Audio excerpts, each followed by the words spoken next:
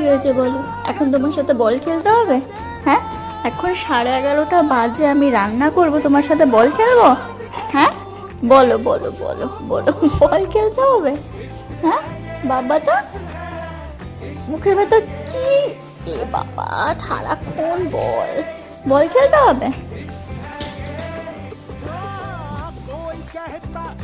তাড়াতাড়ি নিয়ে আসো, তাড়াতাড়ি নিয়ে আসো। এই যে এই যে এই যে, দাও দাও দাও। এই তো আবার।